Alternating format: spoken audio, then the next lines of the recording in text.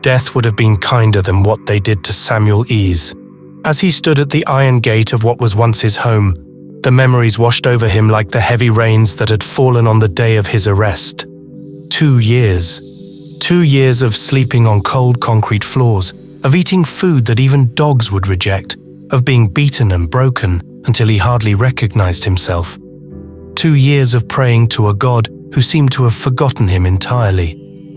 Just one more step, Samuel whispered to himself, his voice cracking with emotion. Just one more step and I am home. But was it still home?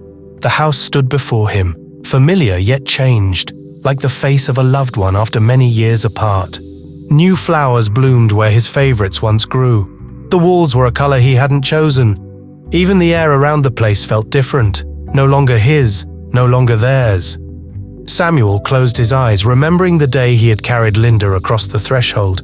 "This is our beginning," he had told her, her laughter filling every corner of the empty house. They had slept on the floor that first night, planning their future under the moonlight that streamed through windows that had no curtains yet. They had been so young then, so full of hope. Now, at 34, Samuel felt ancient. His body bore the scars of unjust punishment. His once strong hands had grown calloused from labor he was never meant to perform. The suit he had worn on the day of his arrest had been replaced by simple clothes given to him upon his release. Charity for a man who once had everything. With trembling fingers, Samuel pushed open the gate. It creaked loudly, as if announcing the return of a ghost. Each step toward the front door felt heavier than the last, his heart pounding so loudly he was sure it could be heard throughout the neighborhood. "What will I say to her?" he thought, his throat tight with emotion. "My Linda, my wife. Will she even know me now?" Samuel remembered the last words he had spoken to her. "I'll be back before sunset. Wait for me." Such a simple promise, a promise he had broken through no fault of his own. Had she waited, or had she, like the rest of the world, believed him dead and moved on with her life? He reached the front door, raised his hand to knock, then hesitated. Through the window he caught a glimpse of movement, someone inside living in his home, breathing his air, walking on floors he had laid with his own hands. Anger flared briefly, then subsided into a profound sadness. "I have no right to be angry," he told himself. "The dead have no rights at all." Finally, gathering what remained of his courage, Samuel knocked. 3 clear, deliberate knocks that seemed to echo through his very soul. The door swung open, and Samuel found himself face to face with a stranger, a well-dressed man whose welcoming smile faded quickly into suspicion. "Yes? Can I help you?" the man asked, his eyes taking in Samuel's worn appearance with barely disguised disdain. Samuel opened his mouth, but no words came. How do you tell a stranger that he is standing in your life, that he has claimed what was never his to take? Samuel began, then stopped, steadying himself. "This is my house." The man's expression hardened, his posture shifting subtly into one of defense. "I think you're confused, my friend. This is my home. I purchased it legally over a year ago." "That's impossible," Samuel said, his voice growing stronger with each word. "I am Samuel Ease. I built this house with my own hands. I laid these floors. I painted these walls. I planted the trees in that garden." His words came faster now, spilling out like water from a broken dam. "The 3rd step on the staircase creaks. There's a hidden safe behind the painting in the master bedroom. The kitchen sink drips unless you turn the tap all the way to the left." Tears filled his eyes. "This is my home." The stranger, Michael Obi, though Samuel didn't yet know his name, stepped forward, blocking the doorway completely. "Look, I don't know what game you're playing, but I suggest you leave before I call security. We don't give handouts here, and we don't appreciate people coming with strange stories trying to scam honest citizens."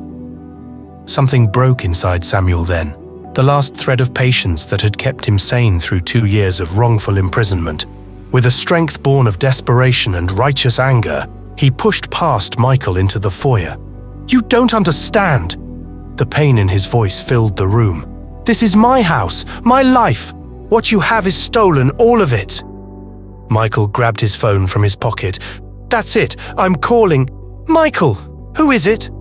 The voice froze Samuel where he stood, that voice, softer than in his memories perhaps, but unmistakably hers.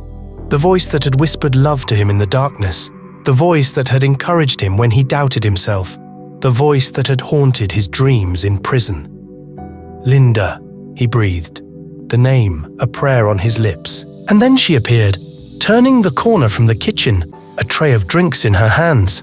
For a split second, her face registered only mild curiosity. Then her eyes met his, and the world stopped spinning. The tray slipped from her grasp, crashing to the floor. Glass shattered, liquid splashed across the marble tiles, but neither of them noticed. "Samuel?" His name emerged as a broken whisper from her lips, disbelief etched across her features. It was her, his Linda, yet changed. Her face was thinner, her eyes holding shadows he had never seen before. But it was the pronounced curve of her belly that stole his breath away. 6 months pregnant at least, a child that could not possibly be his. "It's not possible," Linda whispered, her hand moving to her throat, touching beads that were not the ones he had given her. "You're dead. I buried you. I mourned you." Michael looked between them in growing confusion and alarm. "Linda, you know this man?" Samuel couldn't tear his eyes from Linda's face. Every feature he had memorized during sleepless nights in his cell. The curve of her cheek, the arch of her brow, the fullness of her lips. She was both exactly as he remembered and a stranger. "I'm not dead," he said quietly, his voice thick with emotion. "But it seems I've been buried all the same." Linda's knees buckled. Both men moved to catch her, but it was Samuel who reached her first, his hands supporting the woman who now carried another man's child. The touch, their first in 2 years, sent a jolt through them both, a current of memory and loss and betrayal. "How?" Linda asked, her voice breaking as tears streamed down her face. "Samuel, how are you here? They found your body. There was an accident. Your brother identified." Her words trailed off as realization dawned in her eyes. "Your brother," she repeated, horror creeping into her voice. Michael stood helplessly by, watching the scene unfold. "Will someone please explain what is happening in my house?" Samuel looked up at him, still cradling Linda. "Your house?" His laugh was hollow, bitter, filled with 2 years of injustice. "This is the house I built with my own hands for my wife, the wife who apparently believes I am dead." He turned back to Linda, whose tears now fell freely. "Tell me, Linda, who told you I was dead? Who gave you permission to forget me so quickly?" Linda's hands trembled as she reached up to touch his face, as if to assure herself he was real. "Andrew told me. He came that night, soaked from the rain. He said there had been an accident at the junction, that you were gone." Her voice broke on the last word. "We held a funeral. I wore black for months. I cried until I had no tears left. Samuel, where have you been? What happened to you?" Before Samuel could answer, the sound of tires on gravel drew their attention. Through the window, they could see a gleaming black SUV parking in the driveway, the kind that only those with government connections could afford. A man in an expensive suit stepped out, adjusting his gold cufflinks with practiced ease. "Andrew?" Samuel whispered, his body tensing as he watched his brother approach the house, unaware that the ghost of his betrayal waited inside. Linda clutched Samuel's arm, her nails digging into his skin. "He comes every week," she explained, her voice rising with panic. "To check on us. Samuel, what is happening? How can you be alive when I watch them lower your coffin into the ground?" Samuel gently helped Linda to her feet, then disentangled himself from her grip. He stood straight, summoning the dignity that prison had tried to strip from him. His eyes never left the approaching figure of his brother, the man who had orchestrated his disappearance, who had stolen his life, who had given his wife to another man. "That," he said with quiet intensity, "is exactly what I intend to find out." The doorbell rang, announcing Andrew's arrival, and with it, the moment of reckoning that had been 2 years in the making. Samuel took a deep breath, steeling himself for the confrontation that would either restore everything he had lost or confirm that some things, once taken, can never be reclaimed. The doorbell's chime hung in the air like a death knell. No one moved. Through the frosted glass of the front door, Andrew's silhouette waited, unaware that his carefully constructed world was about to collapse. Samuel's heart hammered against his ribs. 2 years of practiced speeches abandoned him as rage and grief battled for control. He touched the wooden door frame, wood he had selected himself, steadying his trembling hands. "Open it," Samuel whispered to Michael, his voice surprisingly calm. Michael hesitated, looking to Linda, who stood frozen, one hand protectively covering her swollen belly, the other gripping the wall for support. Her eyes, wide with fear and confusion, moved between the two men. "Open it," Samuel repeated, stepping back into the shadows of the living room. "Let him enter." Michael unlocked the door with unsteady fingers. Andrew's confident smile greeted him, the smile of a man who believed himself untouchable. "Michael, my brother! How are you this fine afternoon?" Andrew's voice boomed as he stepped inside, expensive shoes clicking against the marble floor. He carried a small gift bag and a folder of documents. "And where is my dear sister-in-law? I've brought something for the baby." Linda remained silent, her eyes fixed on Samuel, who stood perfectly still, a ghost witnessing his own funeral party. Andrew followed Michael's troubled gaze across the room until he saw what had rendered everyone speechless. The gift bag slipped from his fingers, its contents spilling across the floor, a tiny traditional rattle meant to ward off evil spirits. The irony was not lost on Samuel. "Impossible," Andrew whispered, his face draining of color. For once, the polished government official was at a loss for words. "Hello, brother," Samuel said quietly. "You look well. Prison hasn't been as kind to me." Andrew took an instinctive step backwards, his back hitting the still open door. "Samuel, how—" His shocked expression quickly shifted, calculating eyes darting toward escape routes even as he struggled to regain composure. "This is wonderful, a miracle. We thought you were dead." "Did you?" Samuel moved forward, each step deliberate. "How convenient that must have been for you. My death, my wife, my home, my land, all of it suddenly yours to distribute as you pleased." Andrew's face hardened, the mask of brotherly concern slipping.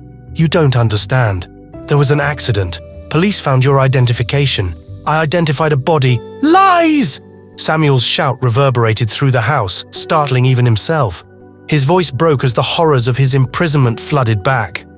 "I was arrested at the junction that day, waiting for the contractor who never came. A meeting you arranged. Police surrounded me, guns drawn, claiming I had embezzled government funds from the public works project I was designing." "What body?"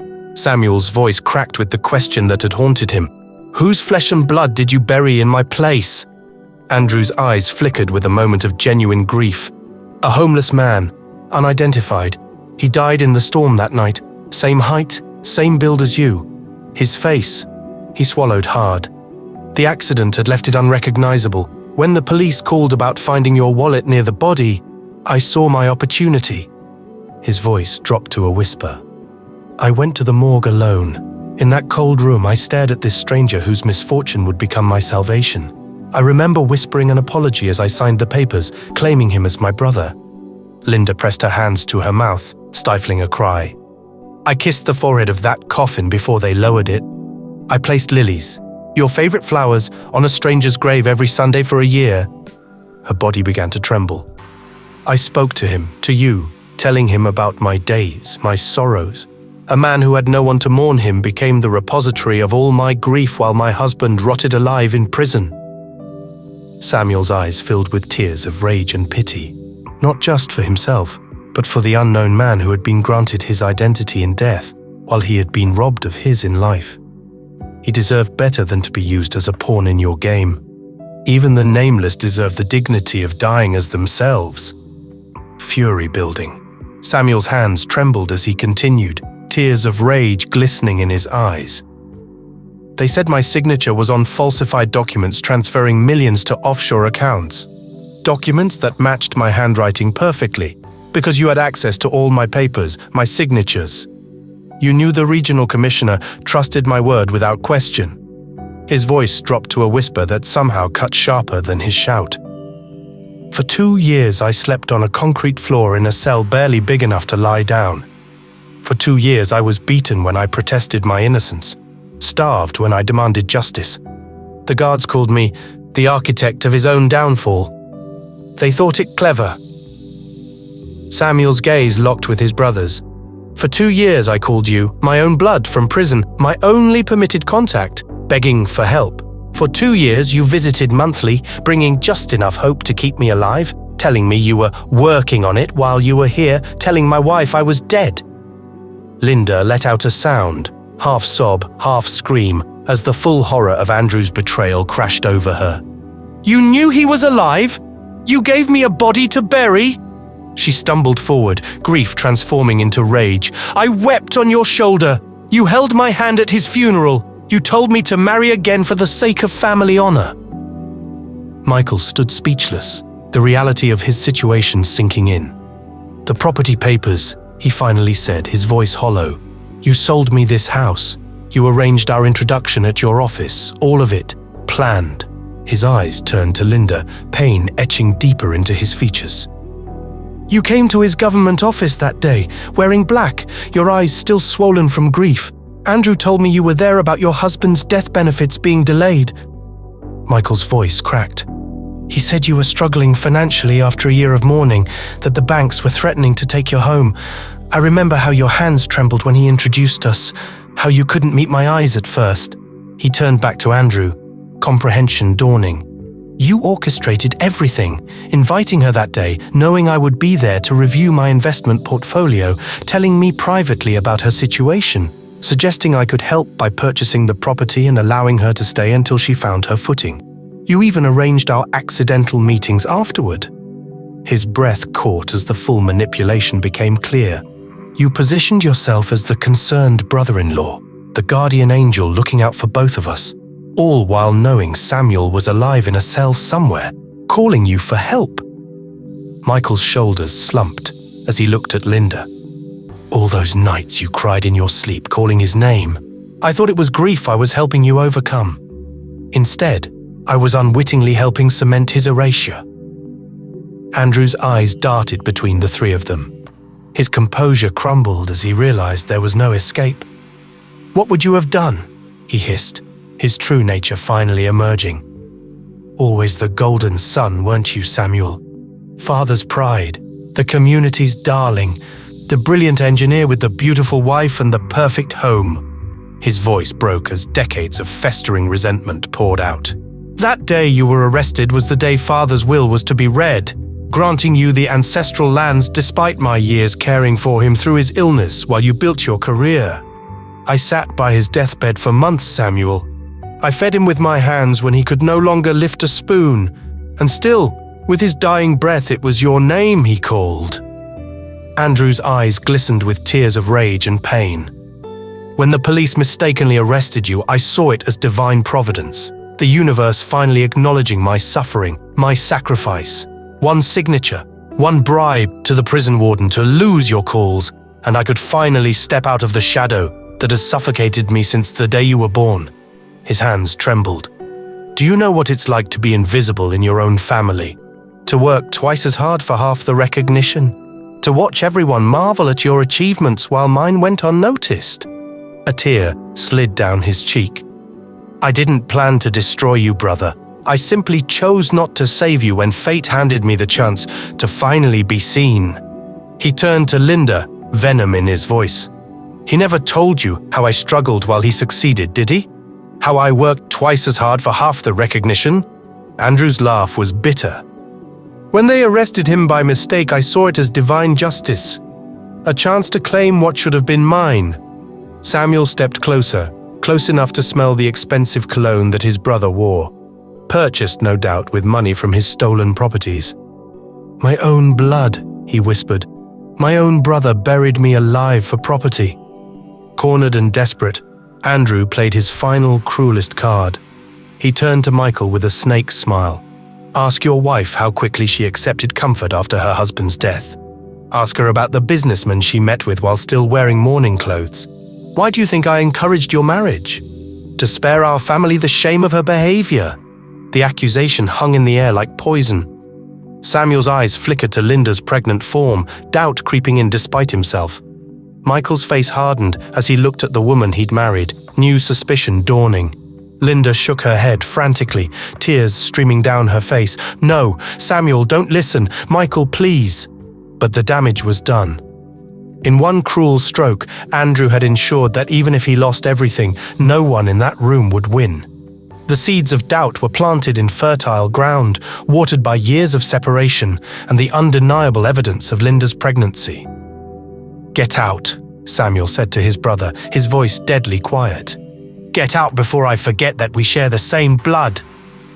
Andrew straightened his jacket, dignity reasserting itself despite his exposed treachery. "This isn't over, little brother. The dead should remain buried." He stepped through the doorway, pausing one last time. "Ask yourself, if she truly loved you, why is she carrying another man's child so soon?" The door closed behind him with a soft click that somehow sounded louder than if it had been slammed. In the silence that followed, 3 people stood amidst the wreckage of their lives, bound together by betrayal and separated by doubt. Silence settled over the room like dust after a storm, thick and suffocating. The echo of the closing door seemed to reverberate endlessly, marking the division between what was and what could never be again. 3 souls stood apart, connected by betrayal, yet isolated in their individual pain. Michael was the first to move. Without a word, he walked to the cabinet where family photos were displayed. With gentle hands, he picked up his wedding portrait with Linda, a day of celebration now revealed as a monument to deception. His fingers traced the wooden frame Samuel had carved years ago for a different picture, another life. "I remember the day we met," Michael finally said, his voice barely above a whisper. "In your office, Andrew introduced us, said you were a widow who needed help." He looked at Linda, his eyes reflecting not anger but a profound sadness. "I thought I was saving you. I never imagined I was part of stealing another man's life."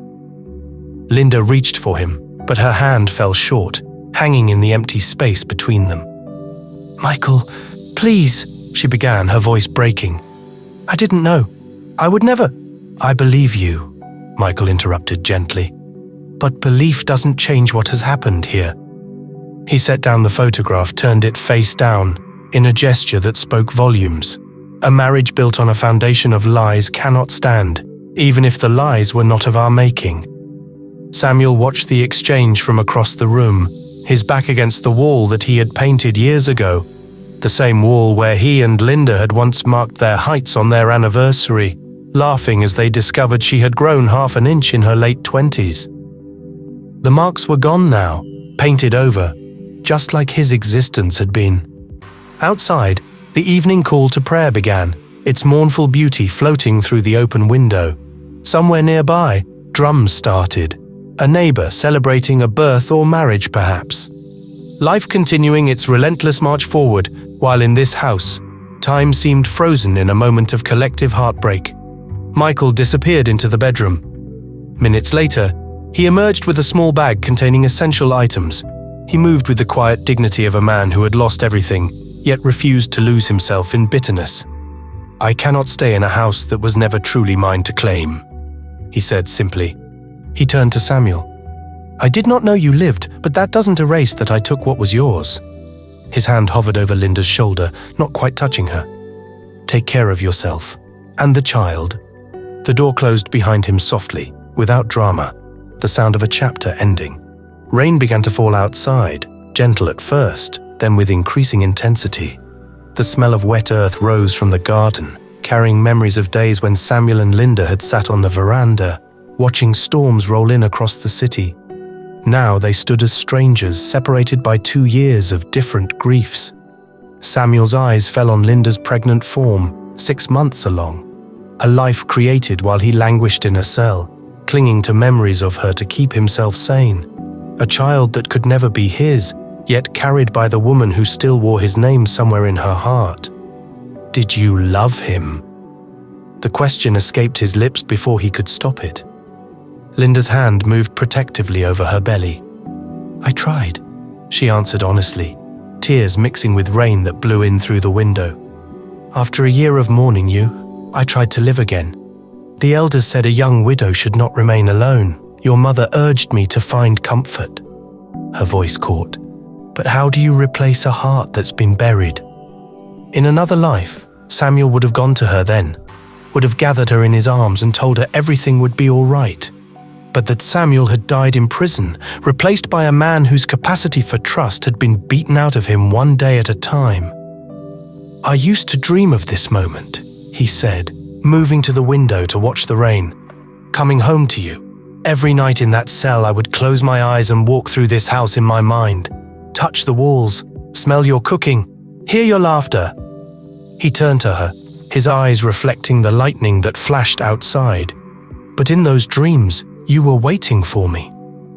Linda sank slowly to the floor, assuming the position of traditional mourning, legs folded beneath her, hands open on her thighs, head bowed. Though no one had died today, something precious had been laid to rest. "I mourned you with everything in me," she whispered. "For months I slept on the floor as tradition demands. I spoke to your spirit each night. I visited the empty grave every week with flowers." She looked up at him, her face a map of sorrow. "How was I to know you were alive when they showed me a body? When they performed funeral rites? When your brother identified you and signed the death certificate?" Samuel knelt before her, close enough to see the fine lines around her eyes that hadn't been there 2 years ago. His hand reached out, hovering just above her cheek, then rose again without complaint, continuing his game without missing a beat. Elder Abbasi nodded toward the child. "Watch that boy," he said. "He falls, he rises. He does not curse the ground that tripped him or waste time examining his scratches." The old man set aside his work and leaned forward. "The measure of a man is not in his property, but in his capacity to heal what was broken." Samuel looked away, his jaw tightening. "Some things cannot be healed. Andrew's betrayal." "Ah," Elder Abbasi interrupted, raising one gnarled finger. "Your brother's investigation proceeds. 3 properties already seized by the government. His office cleared of his possessions." He made a dismissive gesture. "Justice moves like a tortoise, slow but unstoppable. But justice is not the same as healing." The old man's words hung in the air between them. From a nearby compound, the smell of evening meal preparations wafted over. Egusi soup with bitter leaf, the comfort food of childhood. Samuel's stomach clenched with a different kind of hunger. "I still love her," he admitted, the words torn from somewhere deep inside him. "Despite everything. Despite the child that cannot be mine." His hands clenched into fists on his knees. "What kind of fool does that make me?" Elder Abbasi smiled, revealing gaps where teeth had once been. "The best kind." He reached for his walking stick, carved with symbols of wisdom passed through generations. "When your father lay dying, he told me his greatest regret was the years he spent estranged from his brother over a boundary dispute. All that time wasted, he said, when we could have shared our children's growth." The old man's eyes grew distant with memory. A week after we buried him, that same brother followed him to the ancestors. Their quarrel continued into the next world, unresolved. He fixed Samuel with a penetrating gaze. What matters more, being right or being whole? Samuel had no answer. The question lodged in his chest like a thorn. 3 days later, while purchasing supplies in the village market, Samuel overheard women at the vegetable stall speaking in hushed tones. "Linda's time came early this morning," one said, adjusting her head wrap. "A strong boy, they say. The birth was difficult. She called for both husbands in her pain, poor child." "Neither came," another replied, clicking her tongue in disapproval. "The first believed dead, the second shamed by circumstances. The modern husband retreats to his family compound while she labors alone." "Not alone," corrected a third. "Her mother was there, and the child. They say she named him Onyenyechi." Samuel froze, the name striking him like physical blow. Onyenyechi, God's gift, faithful. That evening, as the sun melted into the horizon and cooking fires dotted the landscape like earthbound stars, Samuel stood outside the modest compound belonging to Linda's parents. In his hands, he clutched a small wooden rattle he had carved through sleepless nights. an instrument traditionally given to firstborn sons, symbols of protection and blessing etched into its handle. His heart hammered against his ribs as he called out the traditional greeting. Linda's father appeared in the doorway, surprise and wariness battling on his weathered face. "Samuel?" the older man acknowledged, neither welcoming nor rejecting. "Why have you come?" Before Samuel could answer, Linda's mother emerged from the shadows of the doorway. Unlike her husband, her expression held no ambiguity, only protective fury. "You rejected our daughter when she needed you most," she stated flatly. "You sent her away with child, into shame and whispers. Now you come?" Samuel bowed his head, accepting the rebuke as deserved. "I have come to see the child," he said simply, "and to offer what little blessing my hands can provide." The old woman studied him for a long moment, then stepped aside without a word. Inside, the small front room was warm with the glow of oil lamps. The smell of herbs used for postpartum healing filled the air, bitter and sweet simultaneously, like life itself. And there was Linda, seated on a low mat, her back supported by rolled blankets. She looked exhausted but strangely luminous, the way new mothers often do. In her arms lay a tiny bundle wrapped in white cloth. Their eyes met across the room. No words came. What language exists for such a moment? For people who were neither strangers nor lovers, neither enemies nor friends?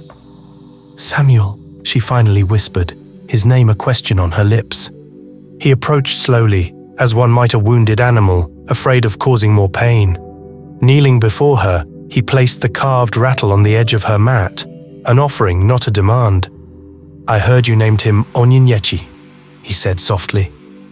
Linda nodded, tears filling her eyes. Even when hope was gone, faith remained. Her arms shifted, turning the bundle so Samuel could see the child's face for the first time. The baby was beautiful in the way all newborns are, red-faced, perfect in his imperfection. His tiny fist was curled against his cheek, dark lashes resting on smooth brown skin. Something twisted in Samuel's chest, pain and wonder intertwined. "Would you like to hold him?" Linda asked, the question hanging between them like a bridge neither was certain would bear weight. Samuel hesitated, then extended his arms.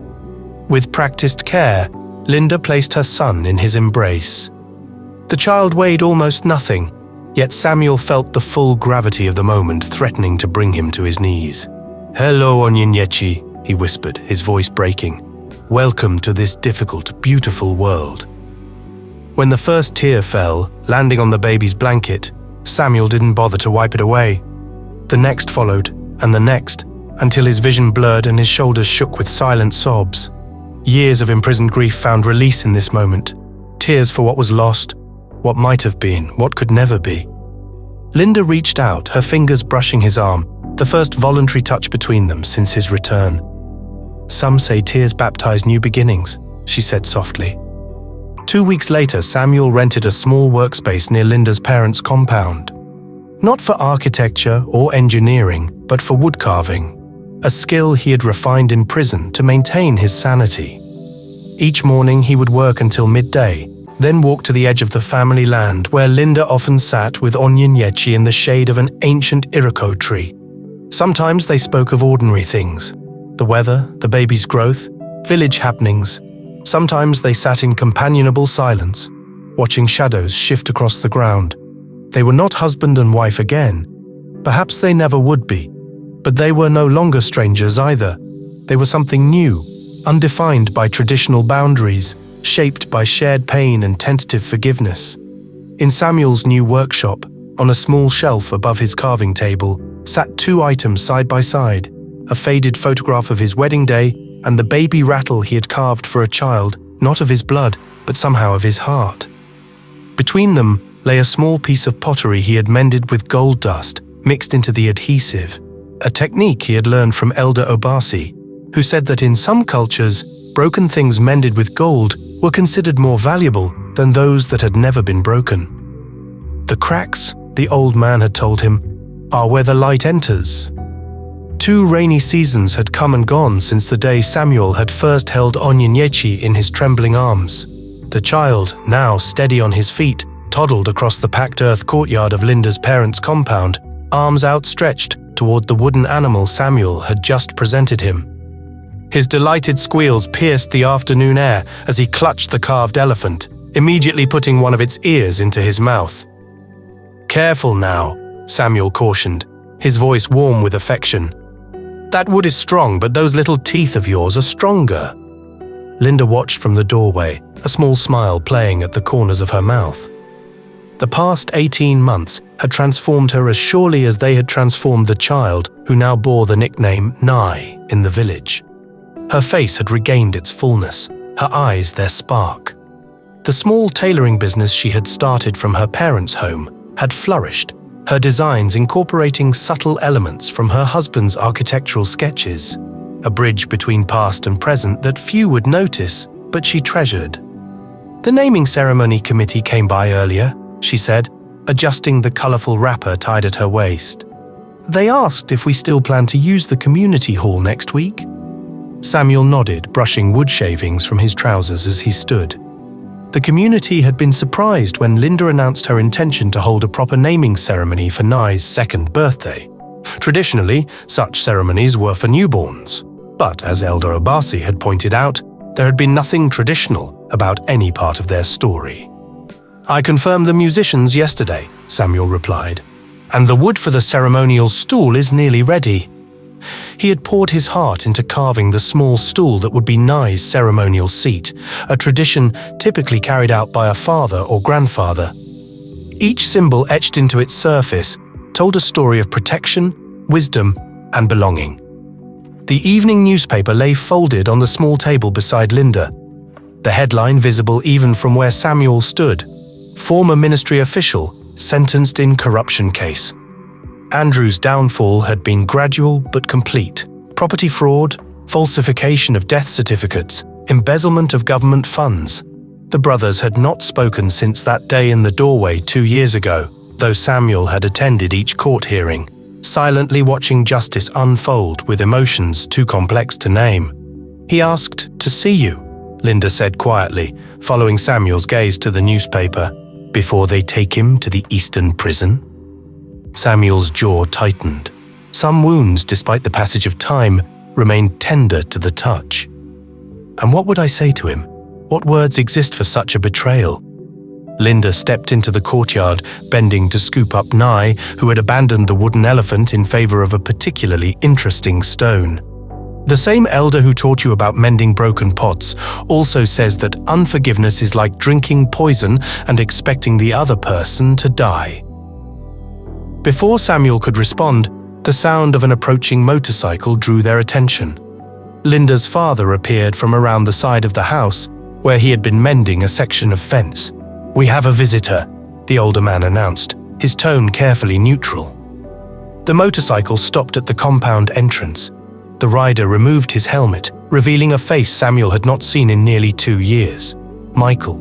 He looked older, more weathered, but carried himself with the same quiet dignity Samuel remembered from their last encounter. "I hope I'm not intruding," Michael said, standing respectfully at the entrance, awaiting permission to enter. Linda's father gestured him forward. "A man who comes in daylight with his face uncovered has nothing to hide. Enter." An uncomfortable silence settled over the group as Michael approached.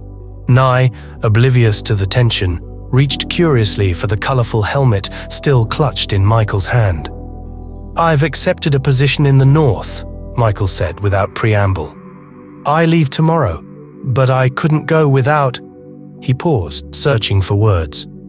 "Without acknowledging what happened between us."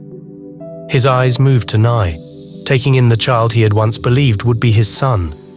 Something like pain flashed across his features before he mastered it. "He has your smile," he said to Linda, then turned to Samuel. "And your eyes, somehow.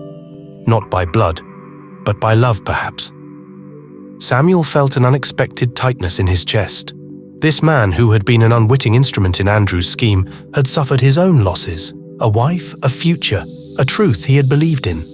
"The elders say that men who have sheltered under the same tree during a storm are brothers of a kind," Samuel said quietly. "Not by blood, but by circumstance." Michael nodded, understanding the olive branch being extended.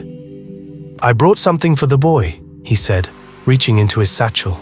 He withdrew a small book of children's stories, the kind with thick cardboard pages that could withstand rough handling. "My father read this to me. I thought perhaps—" Linda stepped forward, accepting the gift with a gentle nod. "Thank you for this, and for your kindness when I believed I had lost everything." The visit was brief, the conversation careful, laden with unspoken emotions. When Michael departed, the three adults stood watching until the motorcycle disappeared around the bend in the road. "You did a good thing," Linda's father said, clapping Samuel on the shoulder before returning to his fence mending. "It takes strength to acknowledge the humanity of those who have caused us pain, even unknowingly." That evening, as the sun began its descent, the village came alive with the sounds of cooking, laughter, and distant drumming from a celebration in the neighboring community. Samuel sat on the small porch outside Linda's family home, carving the final details into Nye's ceremonial stool. The child slept inside after an exhausting day of toddler adventures. Linda emerged with 2 steaming cups of bitter leaf tea, handing one to Samuel before sitting on the other end of the bench, close enough for conversation, distant enough to respect the undefined boundaries of their relationship. "The chief elder asked today if we will be presenting Nye together at the ceremony," she said, after a comfortable silence, as is traditional for parents. Samuel's hand stilled on the carving. "And what did you tell him?" Linda looked out across the garden where fireflies had begun to emerge, tiny lights dancing in the gathering dusk. "I said that we would present him together, as his mother, and as the man who has chosen to be his father, though not by blood." The words hung in the evening air, weighty with meaning. Samuel set down his carving tools, turning the stool in his hands to examine his work. "When I was in prison," he said slowly, "I carved a small bird from a piece of discarded wood. It was crude, nothing like what I can make now, but it was freedom in my hands, a little piece of beauty in an ugly place." He ran his fingers over the symbols etched into the stool. "I thought I knew what mattered then, property, position, the life I had built. But now I understand that the true measure of wealth is not in what you possess, but in what possesses your heart."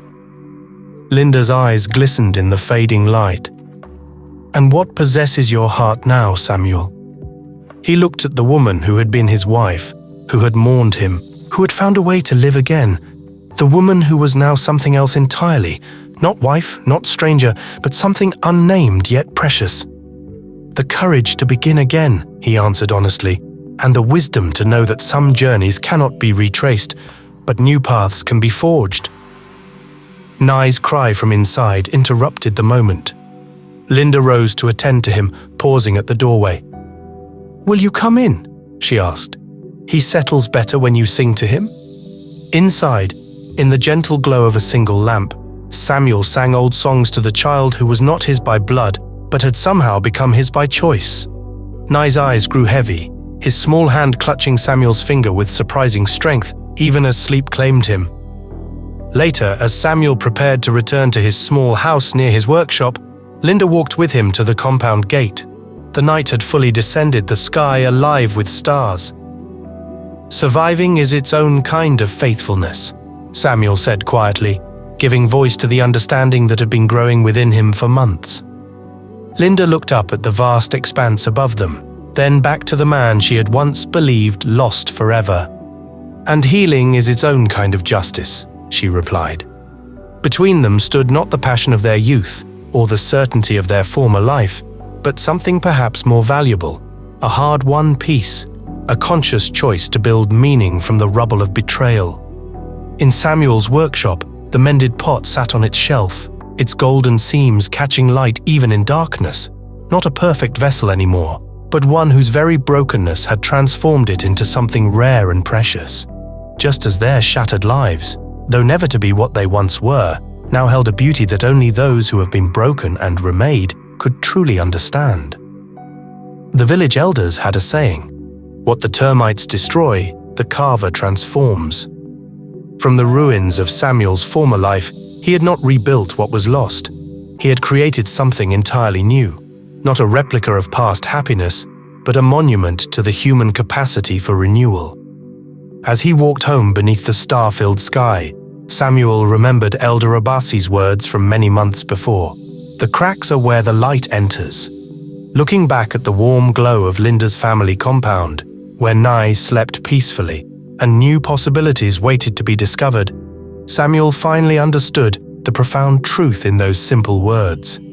The light had indeed entered, not despite their brokenness, but because of it. Thank you for watching. If you enjoyed this story and its message, please don't forget to subscribe and turn on the notification bell. That way, you'll never miss out on more great stories like this one.